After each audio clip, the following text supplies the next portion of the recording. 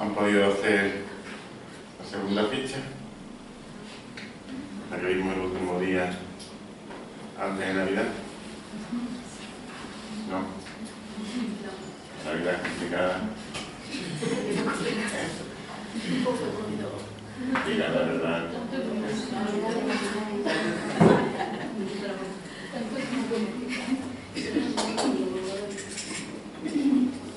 Las pruebas van a estar abiertas, las tareas hasta el final de enero, las 5. Lo que pasa es que yo, si no tengo esas 5 fichas, no puedo evaluar. Entonces, que no las dejen demasiado tiempo.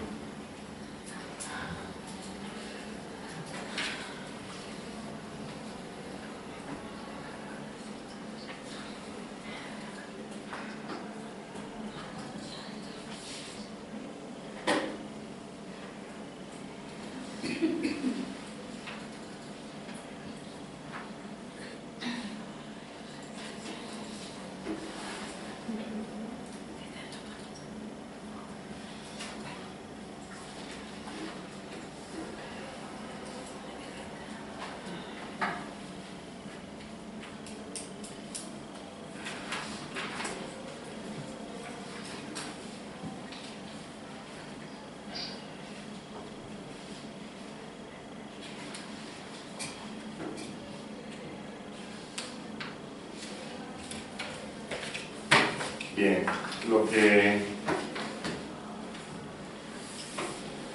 hoy nos tocaría de ver, quizás si cortamos aquí, ¿se ve mejor? Un poquitín, ¿no?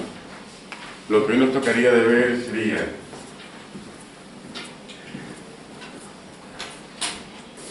estudiar cómo la geología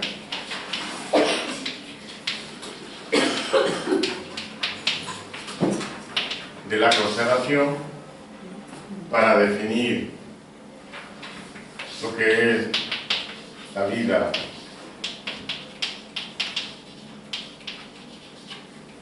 religiosa, y que hemos visto que es un proceso que se va abriendo camino a partir del Concilio Vaticano II,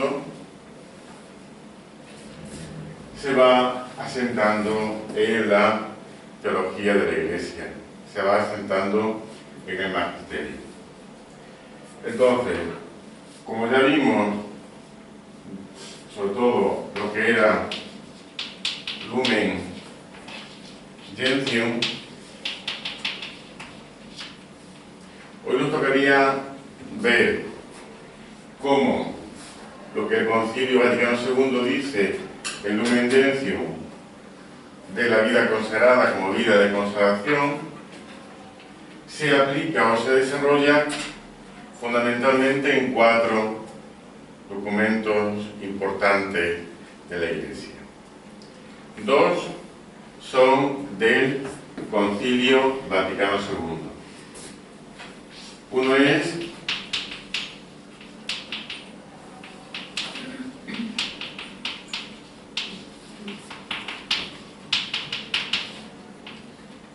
Perfecte Caritatis, que es el decreto que ordena la renovación de la vida consagrada en el concilio. Es un documento fundamental para la renovación de la vida consagrada. Es fundamental. Fundamentalmente, por recordar un poquito lo que dice a nivel más importante, es que toda vida religiosa es vida evangélica, por lo cual el Evangelio es la norma suprema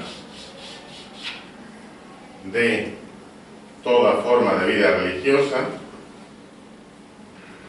que toda vida consagrada es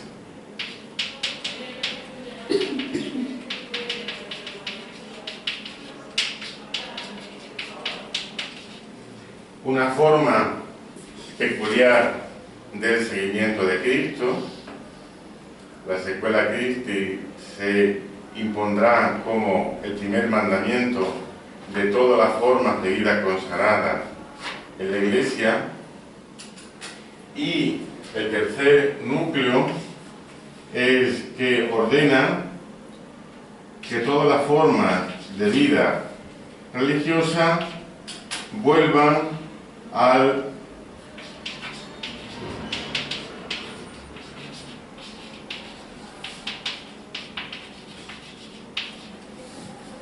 carisma original.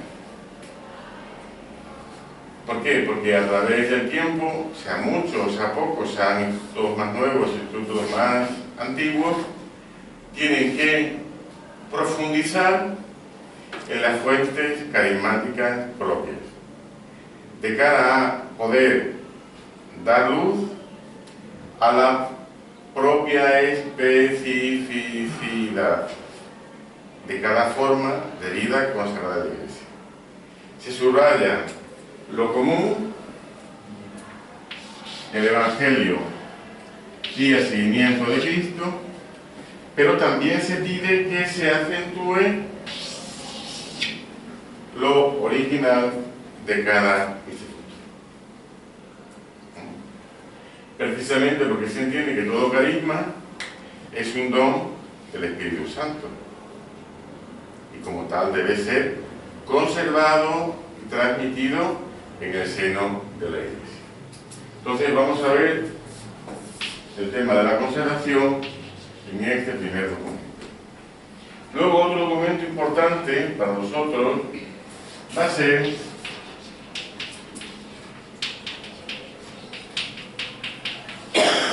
Agentes. No es un documento que hable concretamente de la vida consagrada, pero es el decreto misionero del Concilio Vaticano II. Y aquí se habla de la vida religiosa. Y nos interesa anotar cómo se habla aquí de la vida religiosa. Hay que tener en cuenta que estos 2 documentos son todavía del Concilio Vaticano II. Si estamos dentro de una recepción interna. Una recepción interna. Luego vamos a ver un tercer documento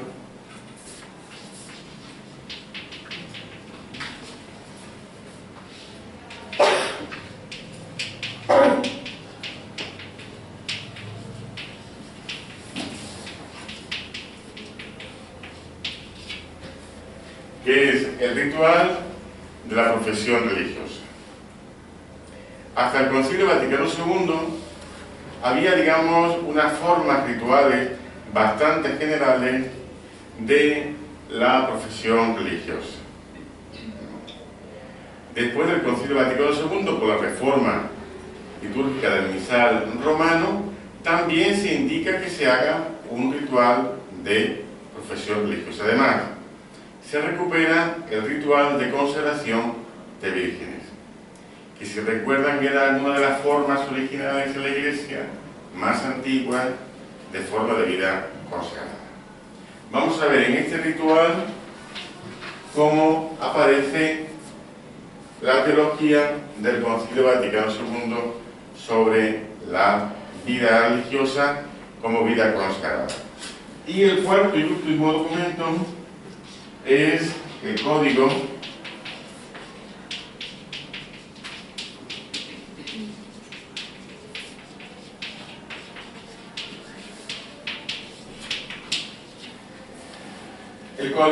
de Derecho Canónico, que es el que por primera vez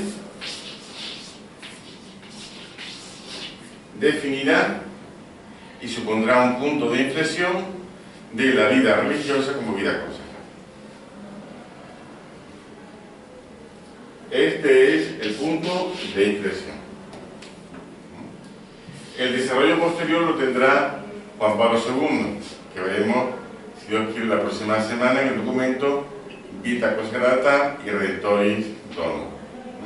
Pero, digamos, la definición formal aparece ya aquí en el Código de Derecho Canónico. Entonces vamos a ver el tema de la consagración en estos 4 documentos. Tienen en el campus del ITM, tienen tanto la presentación como los apuntes como los textos, para facilitar el estudio. Aquí, para facilitar la clase, hemos fotocopiado lo que serían los textos que vamos a trabajar, porque aparte de verlos aquí, lo que interesa lo tengan en los pupilos. Es solamente una página musical. Creo que va a estar todo eso.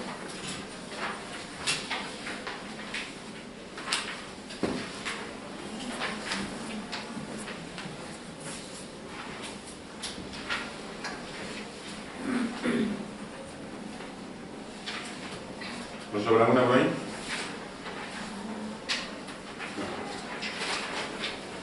Entonces, si usted se pone aquí, lo siento, pero... Bien, entonces vamos a empezar con el primer documento.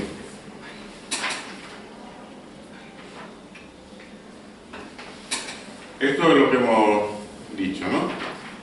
El objetivo de la lección de hoy sería recorrer la recensión del concepto de consagración de la vida religiosa de la Lumen Gentium, el documento principal sobre este concepto en el Concilio Vaticano II. En otros documentos del Concilio Vaticano II hemos visto el Feste Caritatis y el decreto Adientes, el ritual de la profesión religiosa y el Código de Derecho Canónico. Aquí tienen las siglas por las que se suele citar tanto uno como otro. Por si lo ven en los apuntes, que sepan que se refieren a esos dos documentos. Es lo mismo. En el Feste Caritatis nos vamos a fijar en concreto en 3 números. En el primero, en el quinto y en el 17º. En el primero se dirá llevar una vida consagrada a Dios. En el quinto, o sea, en el segundo, que es el quinto, se habla de una consagración peculiar. Y en el número 17 se hablará del hábito religioso como señal de consagración.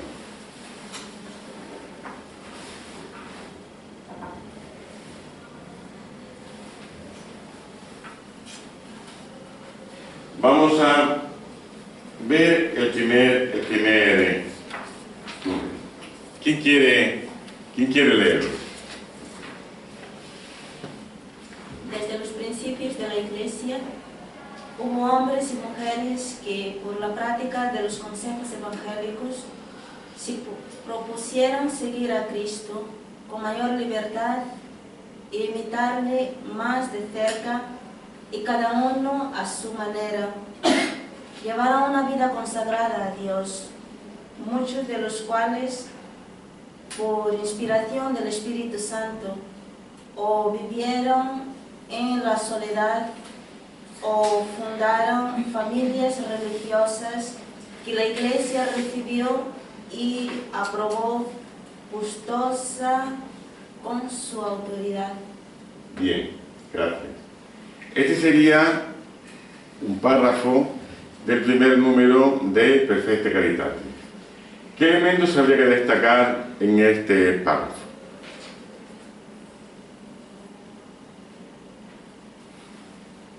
Una iglesia mixta de hombres y mujeres que practican los consejos evangélicos. Más que una iglesia mixta, sería afirmar que la vida religiosa no es ni masculina ni femenina, sino que desde el inicio ha tenido siempre hombres y mujeres.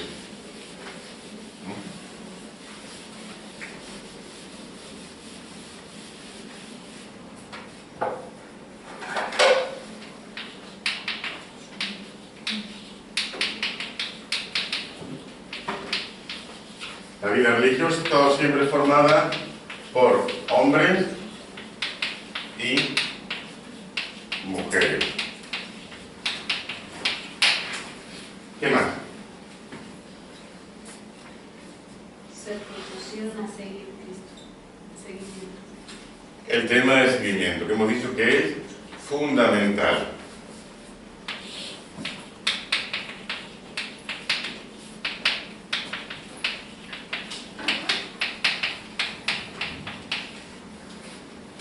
El seguimiento de Cristo. Una vida consagrada a Dios. Se habla en concreto de una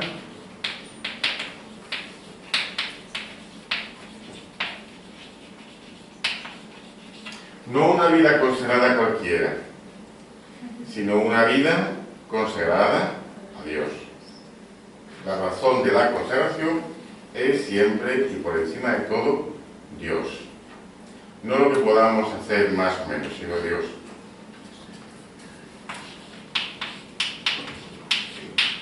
¿Qué más? Ante Dios y también cada uno a su manera. Cada carisma según su...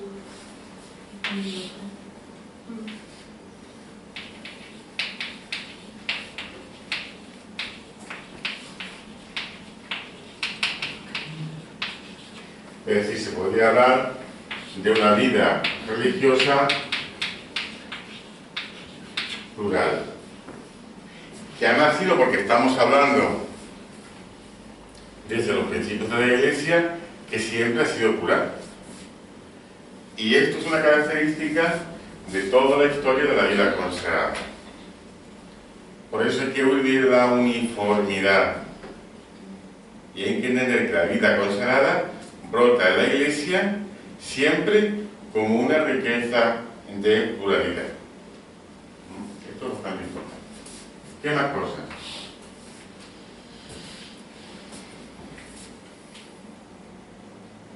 Inspiración del Espíritu Santo. El tema del Espíritu Santo. Es decir, la vida religiosa no es un invento de los hombres, no es una creación de la Iglesia, ni siquiera para hacer frente a los desafíos o necesidades de la Iglesia, sino que es, ante todo, una inspiración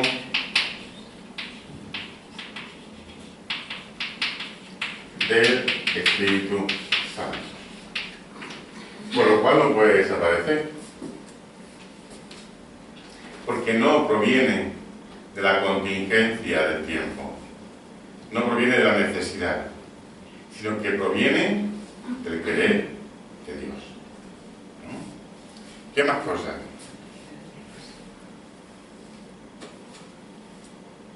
La autoridad de la Iglesia. Es algo que nace del Espíritu Santo, que tiene que ver con la voluntad de los hombres y con la decisión, pero que tiene también que ver con la sanción de la Iglesia. Es decir,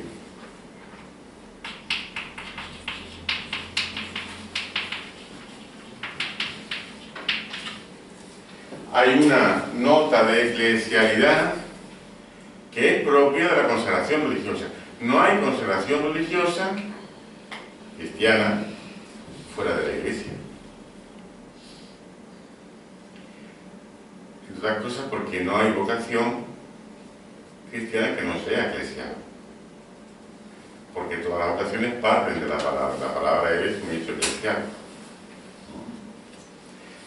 Y esta aprobación de la Iglesia, esta acogida de la Iglesia es sobre todo en recibir y aprobar con su autoridad.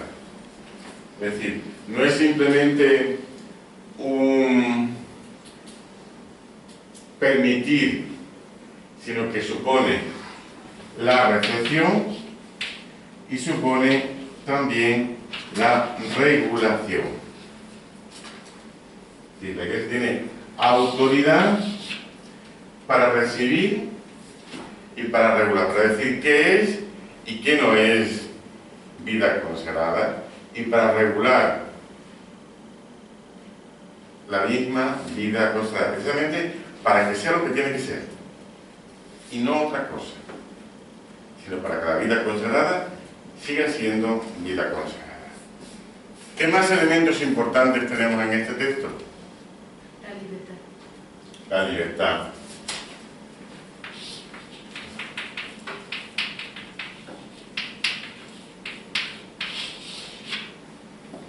Es un elemento fundamental de la vocación. No hay vocación si no es una vocación libre. Porque no se puede entregar aquello que no se decide a entregar libremente. Y además será una libertad que no tiene que ver únicamente con el origen, sino que tiene que ser permanente. Porque toda vida consagrada tiene que ser o tender a la estabilidad. No es algo espontáneo. Hoy sí, mañana no. Hoy te doy la cabeza, pero el corazón no. Te doy las manos, pero los pies no. No. Hemos repetido muchas veces que la totalidad y la exclusividad son notas características de la vida consagrada. Por eso requieren la libertad. Requiere y reclama la libertad. ¿Qué más cosas?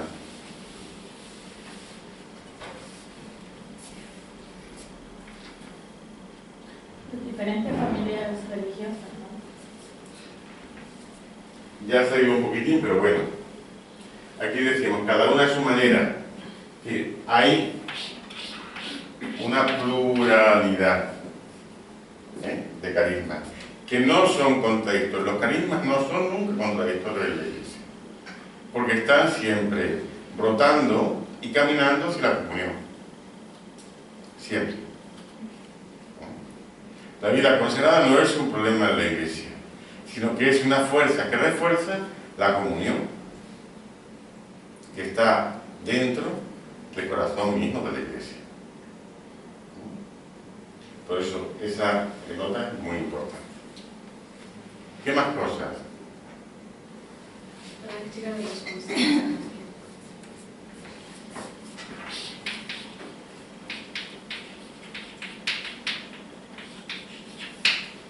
Si se habla de práctica, se habla de praxis, de ejercicio. No se habla de una vida religiosa teórica o de un ideal, sino que se habla, estamos hablando del inicio de la Iglesia, del inicio de la vida consagrada, de un inicio tremendamente práctico de lo que va a ser la consagración, la práctica. Y la práctica de la profesión de los consejos evangélicos, que no son otra cosa que querer hacer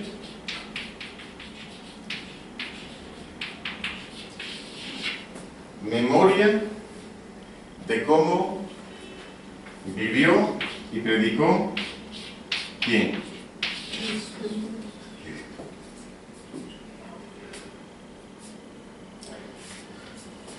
La práctica de los consejos evangélicos, está hablando de consejos, no de votos, mucho más bíblico. Nos está diciendo que los votos son parte integrante muy importante de la vida consagrada. De alguna forma, con el tiempo se verá cómo la consagración se identificará con la profesión de los votos. Ya hemos hablado que en el magisterio suele hablarse de los consejos evangélicos fundamentalmente de tres, aunque haya familias religiosas que puedan tener más por su propio carisma, pero de alguna forma, como se busca lo común, se detiene en los tres. Pero los consejos evangélicos son parte de lo que son las características de la vida religiosa como constancia. Más cosas.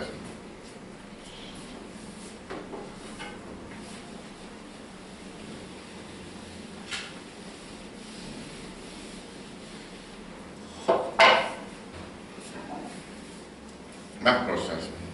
Para que esa familia exista, es aprobada por la Iglesia, no es solamente... Lo veíamos antes, de manera que se vea. Es decir, sin la sanción, la recepción y la regulación de la Iglesia, no hay vida consagrada como tal. Pero darse cuenta que aquí la Iglesia, por su que está hablando del inicio, está hablando de la experiencia eremítica.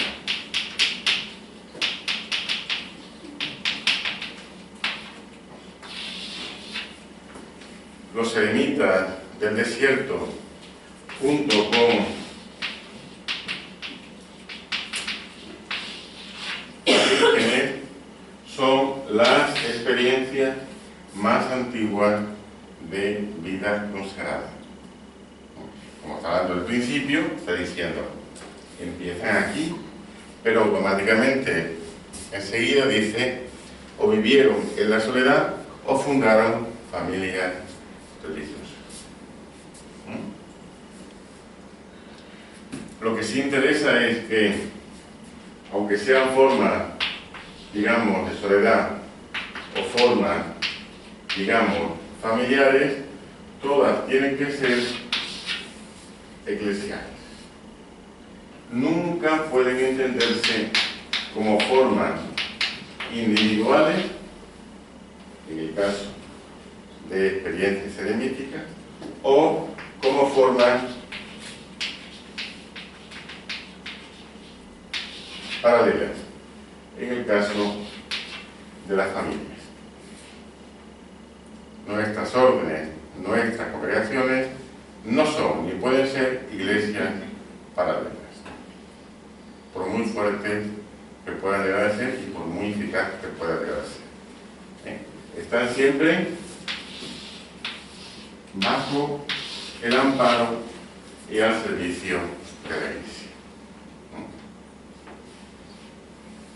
¿Es bonito usted esto?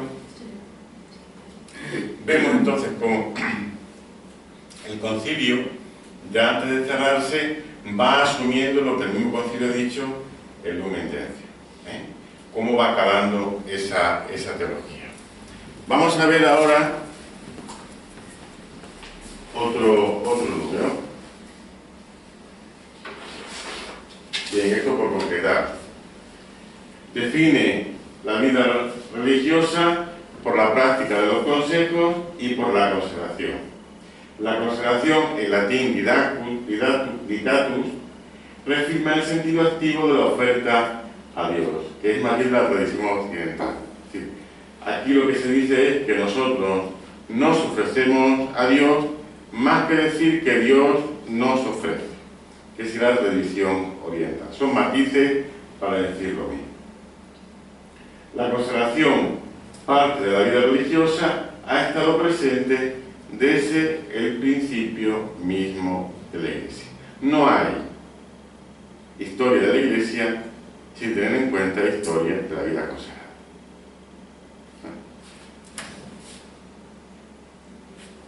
Vamos ahora a leer este número 5 de los Tres de Caridad. ¿Quién lo quiere leer, por favor? Piensen los miembros de cualquier instituto que entregaron toda su vida a su servicio de Dios, lo cual constituye una cierta consagración peculiar que radica íntimamente en la consagración del bautismo y la expresa por mayor plenitud. Pero como quiera que esta donación de sí mismo ha sido aceptada por la Iglesia, sepan que están también destinados a su servicio. El número 1 hablaba de lo que es la historia inicial o de los inicios de la vida consagrada. Ahora se está dirigiendo en concreto a los consagrados, a los religiosos. A ver, ¿qué temas importantes tenemos aquí? Los miembros de cualquier instituto. Es decir, no dice de las órdenes y de las congregaciones o de los eremitas sí y de las vírgenes consagradas, no dice todos, de cualquier instituto. La totalidad de la vida consagrada.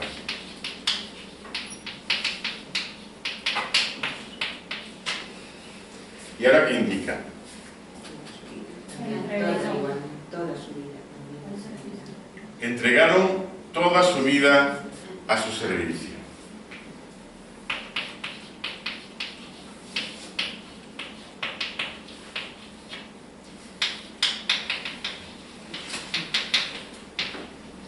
Servicio se entiende a Dios.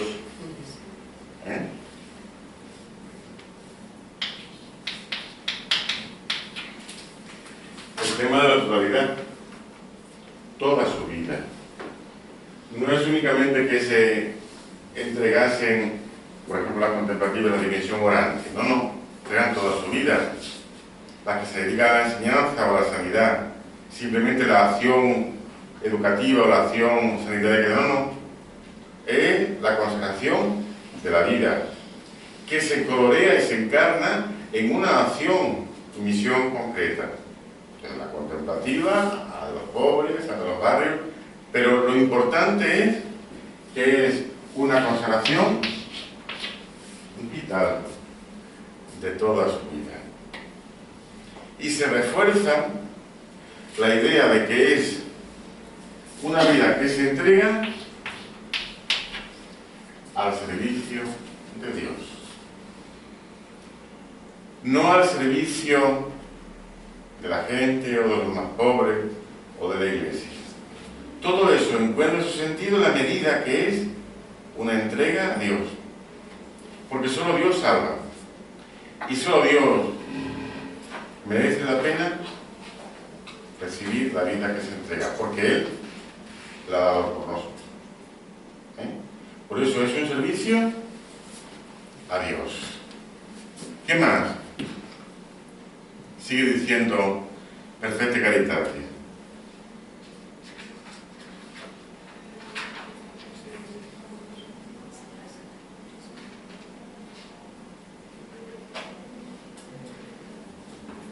La consagración del bautismo. Pero antes, ¿qué dice? Radica íntimamente en la consagración. Pero antes, ¿qué dice? Consagración. Sí, que si ponemos el texto, es para que nos fijemos en el texto, no para que nos miren al suelo, para que miren el texto. Una cierta consagración peculiar. ¿Se acuerdan de quién era esto? Ah, porque es Pablo. De Tarso. El Papa Pablo VI. Ay. El Papa Pablo VI.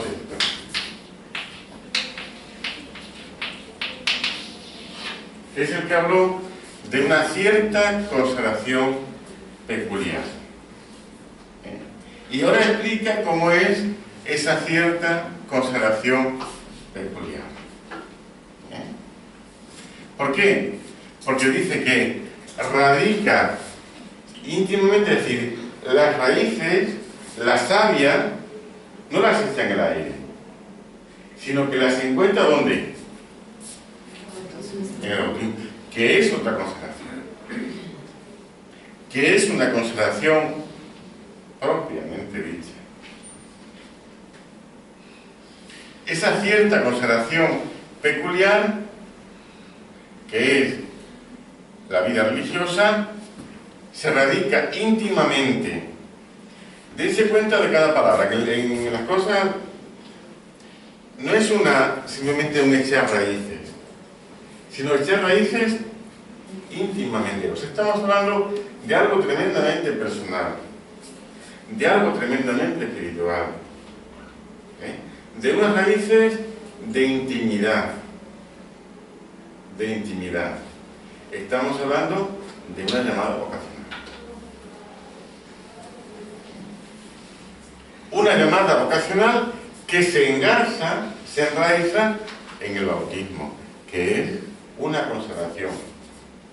Pero que no se detiene aquí, sino que además expresa esta consagración bautismal, la expresa con mayor plenitud. No es que la vida consagrada limite, sino que precisamente la vida consagrada desarrolla, planifica, alarga la consagración bautismal. Los tres votos no son una limitación. No son no poseer, no son no amar,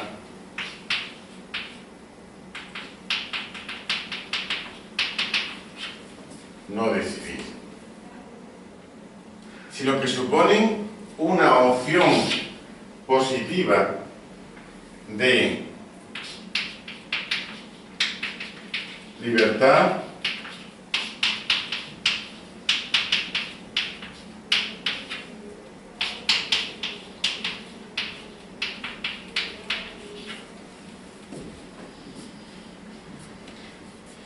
pero solo si se entiende así tiene sentido.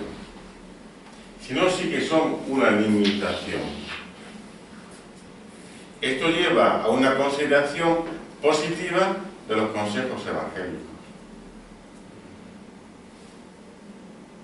no a una interpretación restrictiva o reductora, como quizá en alguna época de nuestra historia pues se ha tenido con muchas circunstancias.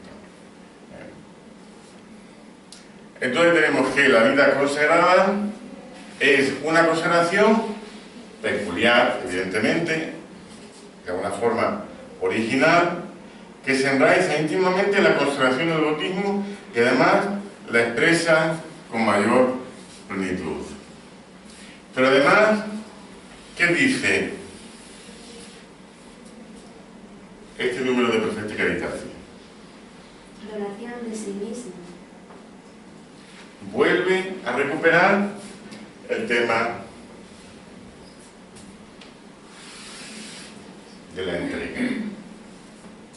La vida consagrada no es una vida que se reserva no es una vida que se conserva, que de alguna forma se protege, sino que es una vida que se ofrece, que se consagra, que se pone al servicio, que se da.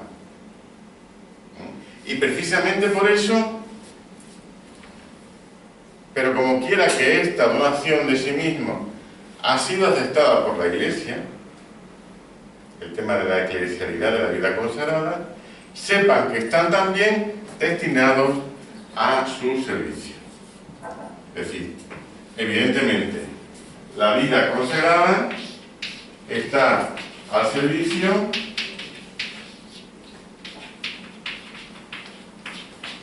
de Dios. Pero eso tiene una forma bien concreta de expresarse y desarrollarse, que es la Iglesia.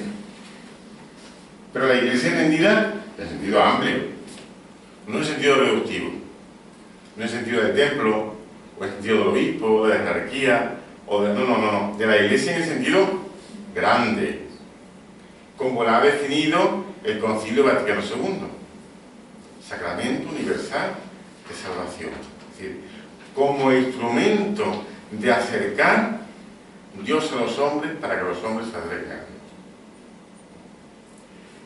Esto es muy importante, porque ha habido también fases en la historia de la Iglesia donde la eclesialidad, de alguna forma, estaba un poquitín arrugada. Sobre todo las órdenes que eran más fuertes, que tendían un poco por inercia a ser una iglesia paralela. Ahora se dan otros fenómenos. Hoy a veces encontramos movimientos que intentan ser una iglesia paralela. Los pecados que siempre se repiten. Pero como ya los hemos tenido, no vamos a volver a caer en ellos. Bien. ¿Qué les parece este texto de Perfecta Caritatis? Dense cuenta que este texto, además, es muy importante porque es el documento con el que se van a reformar todas las constituciones generales de todas las familias religiosas.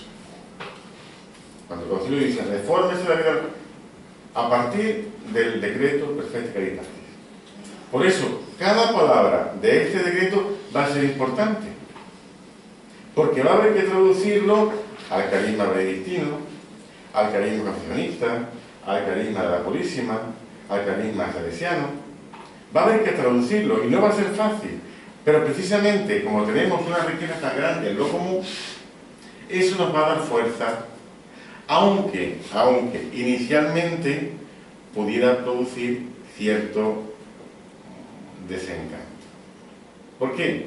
Porque en esa época, como se decía, como que el concilio como que había dicho poco sobre la vida consagrada. Todavía estamos sacando agua del pozo. Y han pasado más de 50 años. ¿Por qué? Porque a veces hablamos del concilio sin haber leído el concilio. Por eso se dan cuenta, una de las manías que uno tiene es que volvamos a los textos. No a lo que dicen, que dice, que dijo el concilio, sino al texto. ¿Por qué? Porque son tremendamente ricos. Y siguen dando bien, porque sigue siendo un desafío. Porque si comparamos nuestras realidades comunitarias e institucionales con lo que es lo que se nos propone como meta, hay todavía mucho para desarrollar. Vamos a desarrollarlo. Vale. Vamos a ver el último número que nos toca de ver de Perfecta Caritatis. Bueno, esto por recordar. Se habla de consagración en este número como entrega actualizante a Dios y en él a la Iglesia, que es la que recibe nuestra profesión. ¿Se habla de consagración? Sí, pero cierta y peculiar, que era el lenguaje que veíamos que había usado Pablo VI, con esa intuición tan bonita de él. Se habla también de consagración enraizada en la consagración bautismal, y que esa raíz se lleva a la plenitud. Es decir, hay una intensificación de la vida cristiana. Recordar lo que decía la intención de la llamada universal a la santidad. Entonces, lo específico de la vida consagrada no es que seamos un poco raritos, no, aunque podamos serlo a veces, sino que lo específico de la vida consagrada es que seamos profundamente cristianos. ¿Por qué? Porque desarrollamos nuestra humanidad en plenitud. No limitamos nuestra humanidad, sino que hacemos que nuestra humanidad se desarrolle porque se desarrolla en cristiano, mirándonos en el espejo que nosotros que es Cristo, y mirándonos más de cerca, y mirándole más de cerca, ¿cómo lo vemos? Pobre, obediente y casto. Aunque no se dice que sea una nueva consagración, se afirma su novedad. Es recibida en la vida de la Iglesia y queda a su servicio. El tema de la Iglesia vida. Vamos a ver este número 17 que habla en concreto del hábito. A ver, ¿quién no lo quiere leer, por favor?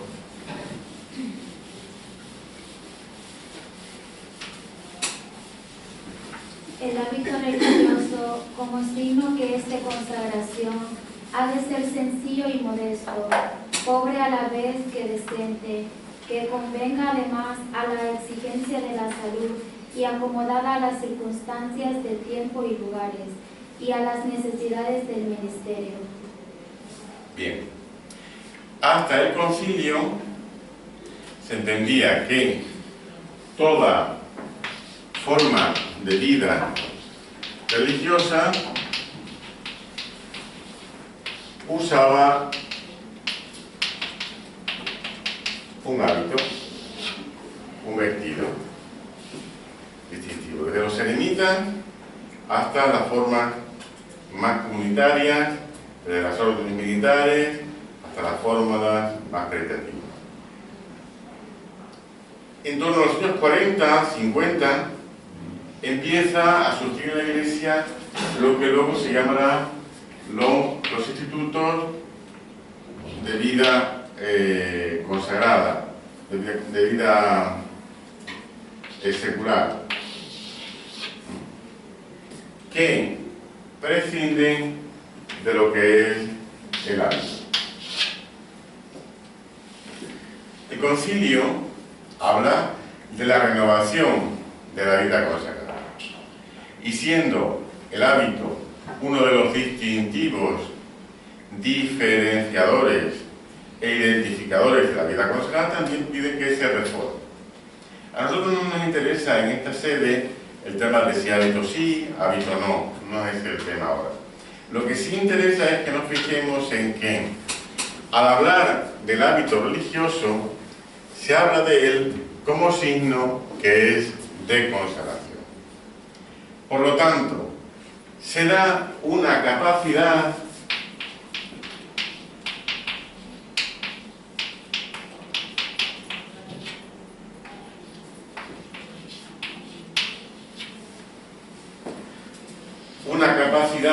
simbólica a la vida religiosa. Es decir, debajo está que no solamente la vida religiosa no es únicamente lo que hace, sino que la vida religiosa es lo que hace, pero también lo que significa, lo que simboliza. Evidentemente eso puede hacer con el hábito y sin el hábito, pero lo que nos interesa es entender la capacidad simbólica de la vida consagrada. Es decir, la consagración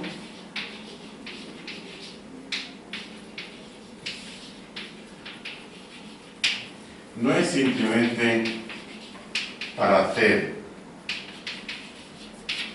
para servir, sino para ser de alguna forma icono o parábola, como decía el Papa Benedicto. ¿Parábola de qué? Del reino de Dios.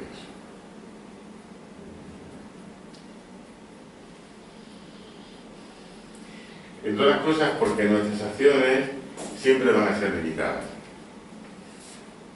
Por mucho que enseñemos a leer, siempre nos traerán. Por mucho que enseñemos a rezar, sin embargo, estamos siempre aprendiendo nosotros a leer. Porque lo que queremos leer no son textos, es la palabra de Dios.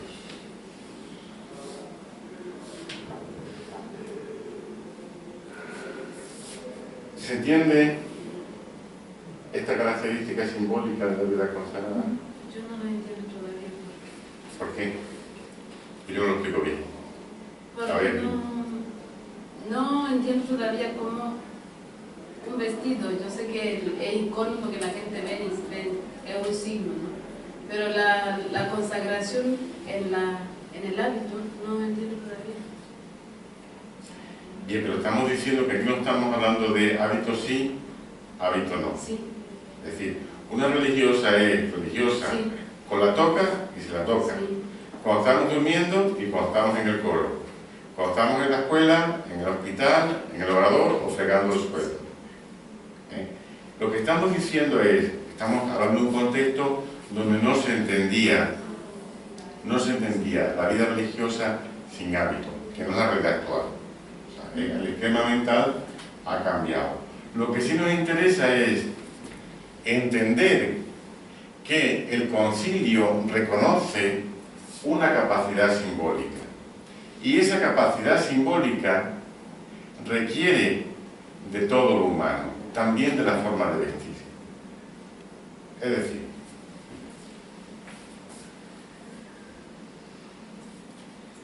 una enfermera pone una inyección, sí o sí.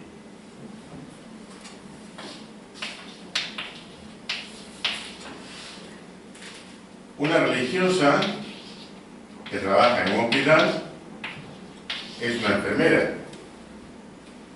Ahí que lo encuentran. Pone una inyección.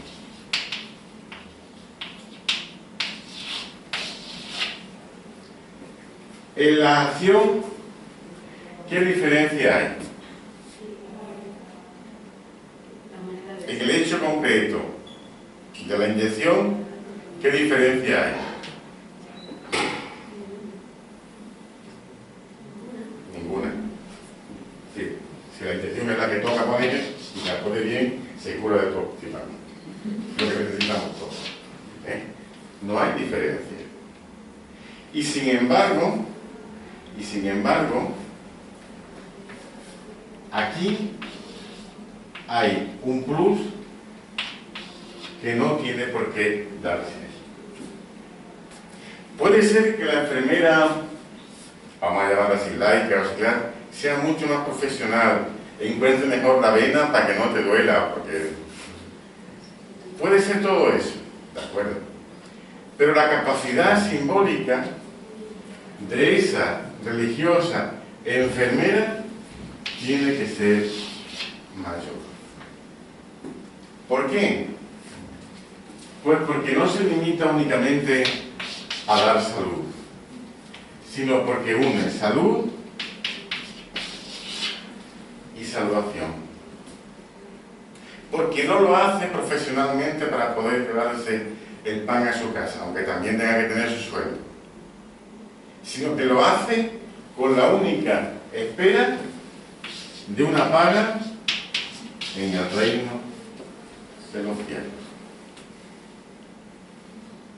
Entonces la dificultad está en cómo transparentar la carga simbólica que tiene esa vocación. Y eso no puede ser únicamente llevar un hábito, porque será algo mecánico. El principal vestido del hombre, ¿cuál es? El corazón. O se da vida, o no se significa la vida. Y podemos llevar un hábito estupendo y podemos ir con un mono de trabajo, con una bata o con un uniforme. Está en un hospital, está arreglado así, tienes que llevar un uniforme. Pero lo importante es que sepamos no hacer publicidad, que eso es otra cosa, sino que sepamos anunciar a tiempo y a destiempo. No a nosotros mismos, sino a Cristo y a este pobre y crucificado. Entonces, aquí sí que se ve la capacidad simbólica de la consagración, la capacidad de remitir, sabiendo que nuestros lenguajes, nuestros símbolos siempre son limitados. Siempre son limitados. Siempre tenemos que estarlo recreando, dándole sentido, dándole vida, porque si nos quedamos en el símbolo, estamos entreteniéndolo. Lo importante es que eso nos ayude para dar la vida. Si no te ayuda para dar la vida, no vale. No vale. Nos quedamos como en la orilla, pero no entramos en el agua. ¿Me explico un poquito mejor ahora? Aquí esto es bonito. Entonces, el tema este de la consagración y su carga simbólica es bastante importante. Y luego habla de eso, que es sencillo, inmodesto, pobre, decente, que convenga a la salud y que se acomode a las circunstancias de tiempos y de lugares, y sobre todo a las necesidades del ministerio, es decir, a la función que hace. ¿Vale? Por fijar los conceptos. Entiende que la vida religiosa es vida consagrada y que la vida consagrada tiene un fuerte carácter simbólico, profético y escatológico.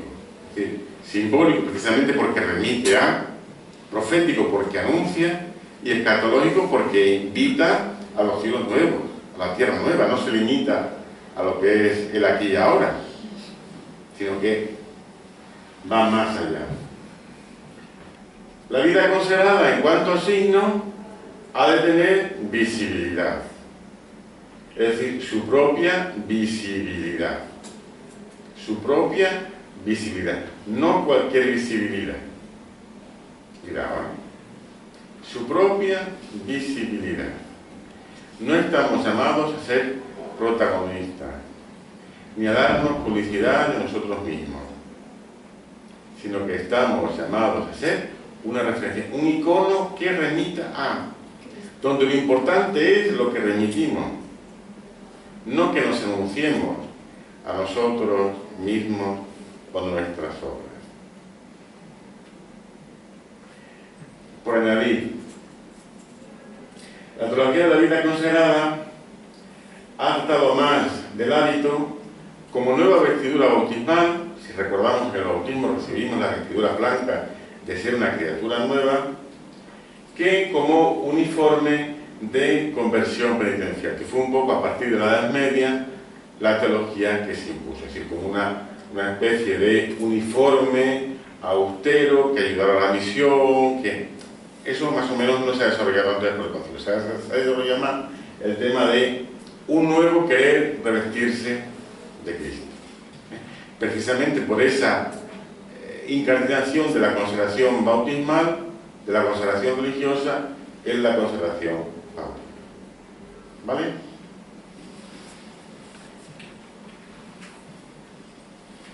Vamos ahora a ver este texto de Alientes, que decíamos que era el documento sobre la acción misionera de la Iglesia, que no habla específicamente de la vida consagrada, pero que sí nos interesa por lo que dice. ¿Lo podemos leer? Promuévase diligentemente la vida religiosa desde el momento de la plantación de la Iglesia, que no solamente proporciona a la actividad misionera ayudas preciosas y enteramente necesarias, sino que por una más íntima consagración a Dios hecha en la Iglesia, indica claramente también a la naturaleza íntima de la vocación cristiana. ¿Cómo habla aquí de la vida religiosa? Forma parte de la esencia del alma. Sí, está hablando de cómo la Iglesia tiene que asentarse en cualquier lugar de la tierra. Y cómo ese asentarse, esa implantación de la Iglesia, tiene necesidad de la vida consagrada. Es decir, no se puede implantar la Iglesia y luego que venga después, 2 siglos después, la vida consagrada, sino que para que la vida de la Iglesia crezca, tiene que tener ya la semilla de la vida consagrada. ¿Pero por qué? ¿Por qué?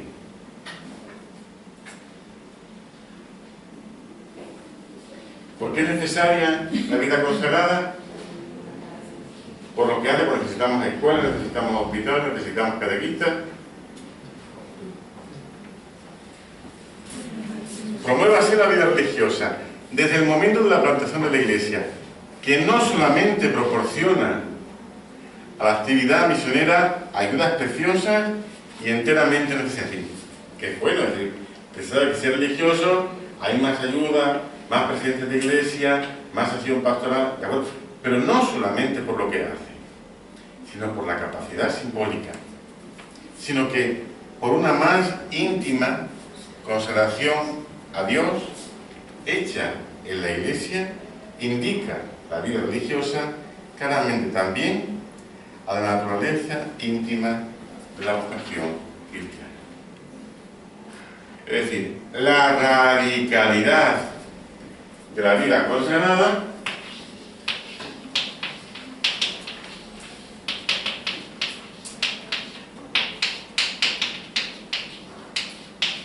que veíamos siempre que era el tema de la totalidad y de la exclusividad, supone recordar a todos los cristianos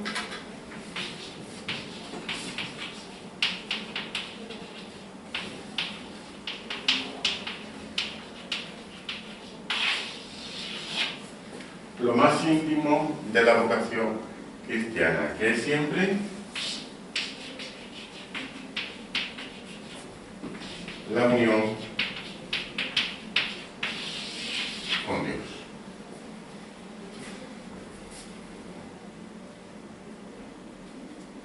Entonces, en este texto, que es un texto misionero, tenemos también en el Concilio Vaticano II una forma de decirnos cómo la Iglesia entiende la consagración religiosa, que es importante no por lo que hace únicamente, aunque sea bueno, sino por su capacidad simbólica,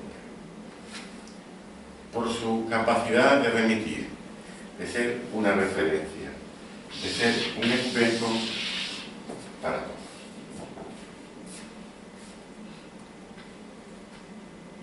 ¿Este texto lo conocían? Seguramente lo sabían, pero como era como el tema de las misiones, pues como que lo veían más sobre las misiones. Pero sin embargo, dice mucho del modo de ser de la vida. Porque, por ejemplo, aquí, la vida contemplativa es la misión. No es simplemente que se llame a religiosas o religiosas por lo que puedan ayudar a la pastoral o porque puedan... No, es que el hecho de que estén ya... Nosotros en Roma teníamos obispos que venían a pedir que pudiésemos mandar contemplativas porque necesitaban a alguien de la diócesis que estuviese permanentemente orante, porque tenían conciencia de que sin eso se hacía mucho, pero al final faltaban como los pies.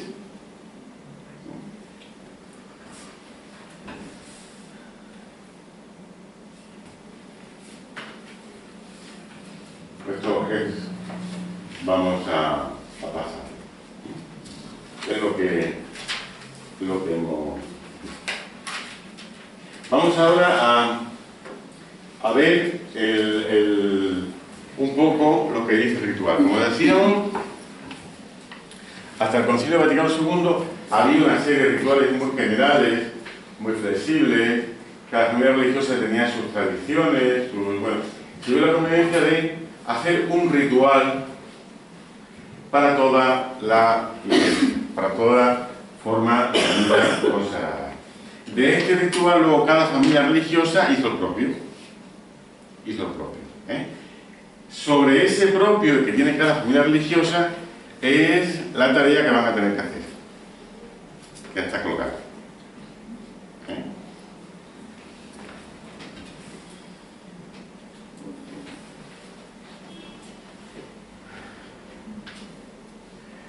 Lo importante es decir que el uso del término consagración en los rituales conciliares es muy limitado como concepto, porque el ritual no contiene como tal la palabra o el término consagración. Como tal no tiene el término, si lo buscan no lo tiene. Sin embargo, vamos a ver que sí tiene la teología, que es lo importante. ¿Qué es lo importante? El ritual recoge litúrgicamente la teología de la Lumen Gentium. ¿Por qué?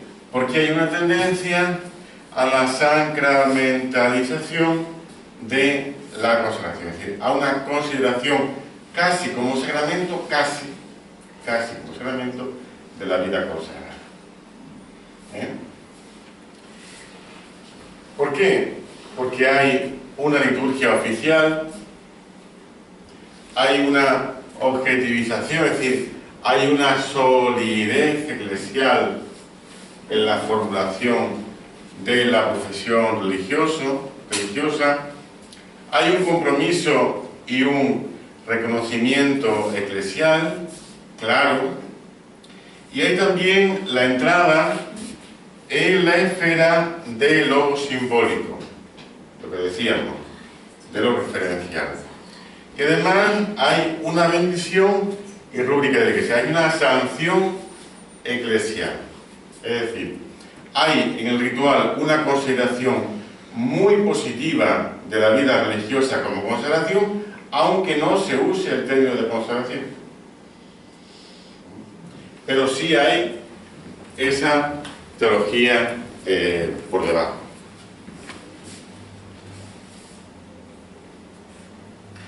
Por eso se puede hablar de una cierta ambivalencia.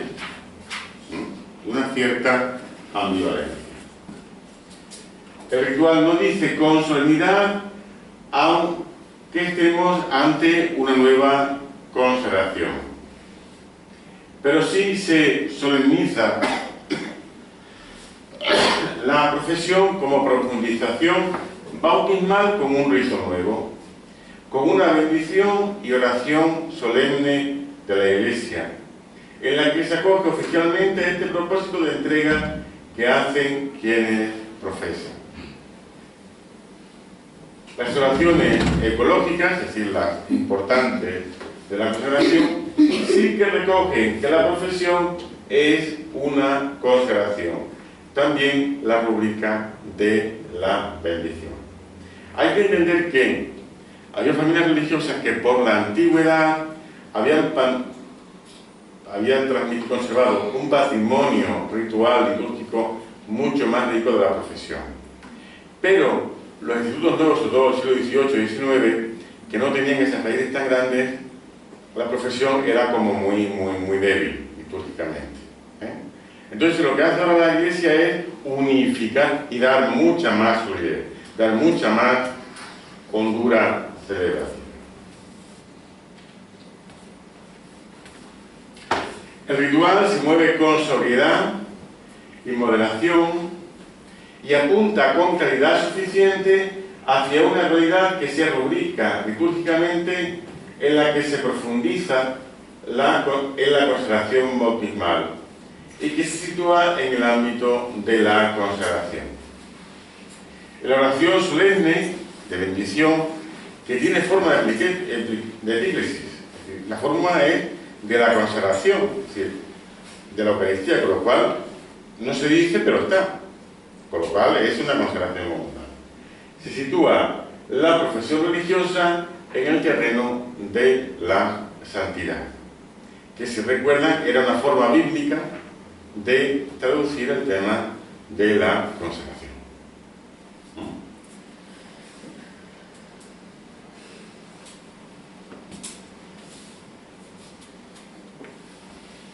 Admitamos el dinamismo con que la oración desarrolla el tema de la santidad.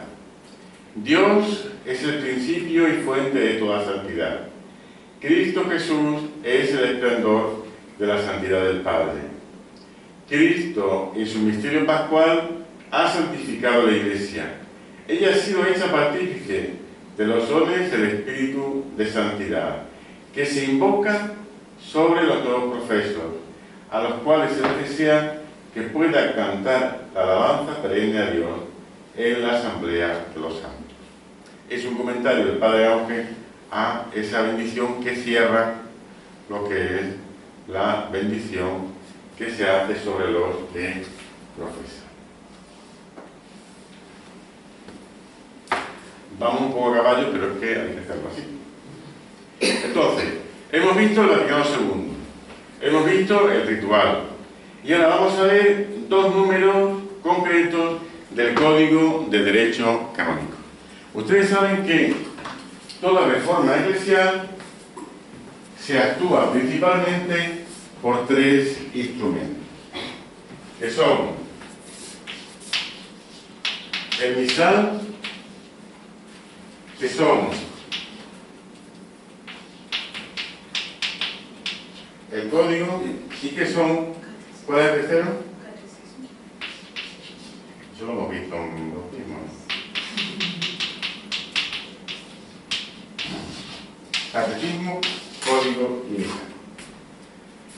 Desde que acaba el concilio se van haciendo progresivamente estos tres códices. El misal lo hace Pablo VI, en el 70 empieza, en el 72 empieza la traducción. El código es de 1983, me parece, y el catecismo es de 1990 y cuánto. No, 92 me parece que es. 92 o 91. Bien. Lo que nos interesa a nosotros es que en este código es donde se afirma y se define la vida religiosa igual a vida consagrada. Se da en el código. El código, esta es la sigla latina, Codex Iuris Canonici. Imprime forma jurídica y vinculante a la teología del Vaticano II. El código sanciona e impone la terminología vida consagrada en lugar de vida religiosa. No porque sea una superación, sino porque tiene una mayor riqueza teológica como término y por eso supone una descripción. Este es uno de los números que tienen también en la página. Vamos a leerlo, por favor. La vida consagrada por la profesión de los consejos evangélicos es una forma estable de vivir en la cual los fieles, siguiendo más de cerca a Cristo bajo la acción del Espíritu Santo, se dedican totalmente a Dios como a su amor supremo, para que, entregados por un nuevo y peculiar título a su gloria, a la edificación de la Iglesia y a la salvación del mundo, consigan la perfección de la caridad en el servicio del reino de Dios, y convertidos en signo preclaro de la Iglesia, preanuncien la gloria celestial. Veis que el sujeto es claramente la vida consagrada. Ya no es la vida religiosa, sino que es la vida consagrada.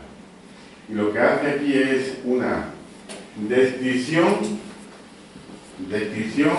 de cuáles son los elementos fundamentales de la vida consagrada. Tenemos el tema de la profesión de los consejos evangélicos. Tenemos que es una forma estable de vivir, forma de vivir, pero una forma estable, no una forma caprichosa. Tenemos el tema de el seguimiento, y no de cualquier forma de seguimiento, sino seguimiento más de cerca. Un seguimiento que es bajo la acción del Espíritu Santo. Y se habla de la dedicación total, consagración, dedicación total a Dios. Pero una dedicación no ideal, sino una dedicación amorosa. Para que, entregados por un nuevo y peculiar título, ¿recuerdan que también así hablaba aquel documento de Pablo VI? Somos algo en la Iglesia. Se entregan a la edificación de la Iglesia y a la salvación del mundo. Y entregándose a este tema, consigan la perfección de la caridad. ¿Veis cómo se plasma el amor a Dios en la perfección de la caridad?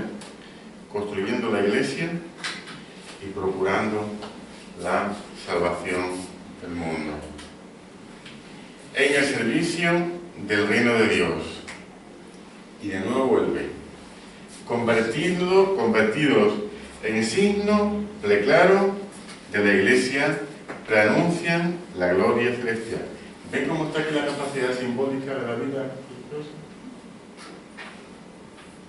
No es únicamente lo que hacemos, que tenemos que hacer, sino que nuestra misión está mucho más allá de lo que hacemos. Porque lo que hacemos ha de ser constantemente algo que remita a los cielos nuevos y a la tierra. Es una forma de descripción de lo que la vida religiosa está llamada a ser, precisamente como vida consagrada. ¿Conocían este texto? Es muy bonito. El código no es únicamente cuando hay problemas, sino que también tiene cosas buenas. Entonces es un texto muy bonito.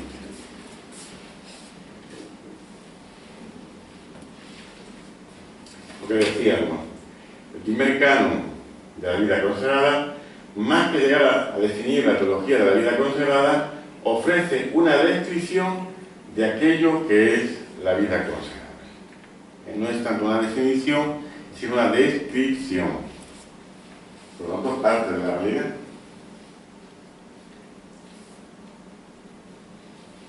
Vamos a ver el otro número. ¿Lo podemos leer, por favor? Por la profesión religiosa, los miembros abrasan con mucho público los tres consejos evangélicos. Se consagran a Dios por el ministerio de la Iglesia y se incorporan el instituto con derechos y deberes determinados por el derecho.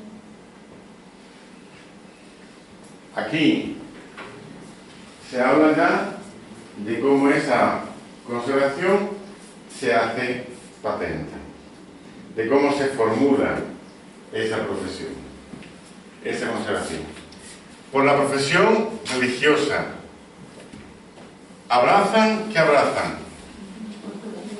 Es decir, no es un hecho individual, ni privado como tal. Es un hecho eclesial, oficial, eclesial, sancionado y reconocido y abrazado por toda la comunidad cristiana. Por toda la comunidad cristiana. Se hace voto público, por lo cual hay un compromiso público, social. Los 3 consejos evangélicos. No cualquiera. Los 3 consejos evangélicos. Y se consagran a Dios por el ministerio de la Iglesia. La consagración necesita del ministerio de la Iglesia. La vida religiosa no se autoalimenta a sí misma, sino que se alimenta en el seno de la Iglesia. Y este voto público de los consejos evangélicos por el ministerio de la Iglesia supone una consagración a Dios por la cual también se incorpora a una familia. Una familia en la que adquieren derechos y deberes. Es decir, es una incorporación real. No es únicamente una incorporación afectiva. Yo me apunto a una cofradía y me borro de una cofradía. O me apunto a un equipo de fútbol y me quito del equipo de fútbol. Estamos hablando de un compromiso. Con voto público y con sanción eclesial. Y además, que obliga. Derechos y deberes. No es únicamente participar, no, yo en esto sí que estoy de acuerdo, entonces sí que participo, y en esto no. Pues no. Si te casas, casarte conlleva también que tu suegra va a ser la que va a ser. Y entrar en una familia religiosa también supone que tiene sus cargas. ¿Por qué? Porque si no, la profesión religiosa no se encarga. No es real. Sigue manteniéndose en el ideal del quererse. Y la vida religiosa tiene que encarnarse en la realidad.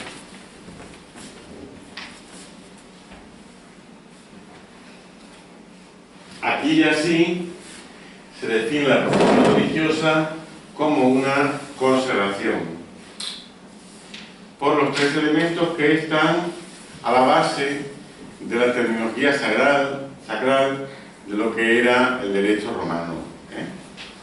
El voto público de los consejos evangélicos, la consagración a Dios por el ministerio de la Iglesia y la incorporación a esa familia, a ese instituto, con una serie de derechos y deberes. Y eso sería lo que tendríamos que ver hoy. Entonces, ¿alguna cuestión? Nos queda un minuto. Para que el primer día me pase de tiempo, lo voy a odiar. Cuento mucho los minutos. Entonces, ahí tienen, en el campus, tienen lo que sería la ficha de trabajo. Serían 4 tareas, digamos así. Leer y estudiar el ritual de la profesión religiosa de la familia religiosa propia. Simplemente es leer. Luego, el segundo punto. ¿Cómo se recoge en dicho ritual la profesión religiosa como consagración? Ponga 2, 3 notas, pues en este número lo explica así, o en este término, o con este gesto. ¿Cómo se recoge en dicho ritual la teología de la consagración del Vaticano II? Aquí está más por ver cómo aparece, si aparece el tema del concepto, y aquí más la teología. ¿Me explico? Aquí es más bien el término y aquí es más bien la teología, el significado. Y luego, última sería, ¿cuáles son los núcleos teológicos de la profesión que tienen más peso litúrgico en dicho ritual? Pues seguramente lo que son las órdenes contemplativas, pues, tendrá más que ver el tema de la contemplación como consagración. En los que sois más misioneros, pues tendrá más que ver el tema de la misión con el tema de la consagración. Ese aspecto más específico de vuestro carisma, que lo podáis poner aquí. No es difícil, no es difícil. Así que es una tarea para que disfruten. ¿De acuerdo? Bueno, pues entonces a ver. Me gustaría agradecer a las compañeras, a la profesora, que es nuestra última clase, por lo menos Felisberta y yo, y que estamos destinadas a África y que nos vamos a venir las próximas clases. ¿Dónde van? A Mozambique. ¿Aquí de qué parte? En el norte. Pero, bueno, yo soy del sur, pero bueno, nuestra comunidad está en el norte. Yo estuve en Maputo. Maputo, capital. Y luego estuve en Ñamana. Ñamana de mi tierra. Al lado del mar. Sí, sí. Muy bonito. Muy bonito. Y de paso pasé por lo que era el consulado nuestro. Sí. Está como una hora antes. Yo muy o Jangamo, que es noviciado ahora. Sí, Jangamo es Esa es mi parroquia. Ajá. Ahí también estuvimos comiendo. Montados culturales. Así que bueno, pues que tengan buena misión. Las dos entonces van a Mozambique. Irá también suerte un poquito más tarde. Bueno. Ya la próxima semana, lunes partimos a Madrid y miércoles tenemos el día. Bueno, que vaya todo bien. Gracias. Estaremos por ustedes, por las comunidades que van a ayudar y a acompañar y que también recen por nosotros. Viceversa. Y saludos a las hermanas y a los hermanos que andan por allí, que caminan por allá y bueno. Y que la iglesia es grande y lo bonito de esto es que luego se ve más de otra forma, no se ve ya como un trozo de papel, sino que se van poniendo rostros concretos, y eso es lo importante. Y que esto haya podido servir un poco para dilatar y para formar la misión a la que todos estamos llamados. Así que muchísimas gracias y que el Señor les bendiga y mucho fruto de misión. Dios quiera. Muy bien. Pues muchas gracias por compartir también esta experiencia. De todas formas, los discípulos de allí podrán seguir las clases online. Pues seguiríamos, pero quizá un poco difícil, ¿no? Pero bueno, si podemos, no sé. Si se puede, quizá más adelante, lo que sea. Si no se puede, bueno, alguna cosa falta. Pero quizá lo que más electrónicamente, que un poco dominamos, pero si Dios quiere, quizás seguiremos según la misión que tengamos ahí, quizás no nos da mucho tiempo para... Bueno, pues también hay que mirar el tema de la formación, ¿no? Sí. Muy bien. Pues entonces, al resto le digo la semana que viene, si Dios quiere.